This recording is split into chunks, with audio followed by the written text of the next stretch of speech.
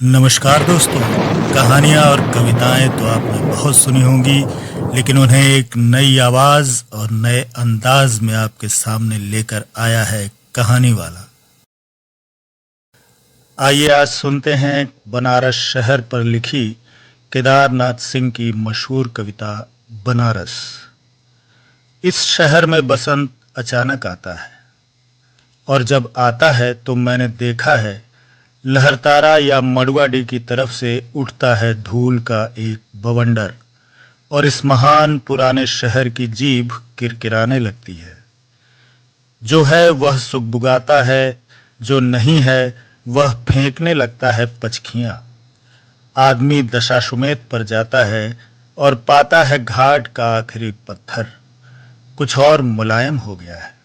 सीढ़ियों पर बैठे बंदरों की आंखों में एक अजीब सी नमी है, और एक अजीब सी चमक से भर उठता है भिखारियों के कटोरों का निचाट खालीपन।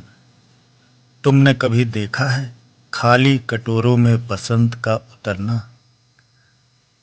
तुमने कभी देखा है खाली कटोरों में वसंत का उतरना? यह शहर इसी तरह खुलता है, इसी तरह भरता और खाली होता है। यह शहर इसी तरह रोज रोज एक अनंत शव ले जाते हैं कंधे अंधेरी गली से चमकती हुई गंगा की तरफ। इस शहर में धूल धीरे धीरे उड़ती है, धीरे धीरे चलते हैं लोग, धीरे धीरे बजाते हैं घंटे। शाम धीरे धीरे होती है। यह धीरे धीरे होना, धीरे धीरे होने की एक सामूहिक लय दृढ़ता से बांधे है समूचे शहर को, इस तरह कि कुछ भी गिरता नहीं है, कि हिलता नहीं है कुछ भी, कि जो चीज जहां रखी थी वहीं पर रखी है, कि वहीं पर रखी है तुलसीदास की खड़ाऊं सैकड़ों बरस। कभी सही सांझ बिना किसी सूचना के घुस जाओ इस शहर में, कभी आरती के आलोक में इसे अचानक देखो। अद्भुत है इसकी बनावट। यह आधा जल में है, आधा मंत्र में है, आधा फूल में है, आधा शव में, आधा नींद में है, आधा शंख में।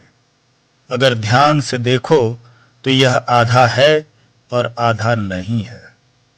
जो है वह खड़ा है बिना किसी स्तंभ के, जो नहीं है उसे थामे हैं राख और रोशनी के ऊंचे ऊंचे स्तंभ, आग के स्तंभ और पानी के स्तंभ, धुएं के खुशबू के आदमी के उठे हुए हाथों के स्तंभ, किसी अलक्षित सूर्य को देता हुआ अर्घ्य। शताब्दियों से इसी तरह गंगा के जल में अपनी एक टांग पर खड़ा है यह शहर, अपनी दूसरी टांग से बिल्कुल बेखबर। बनारस, केदारनाथ सिंह।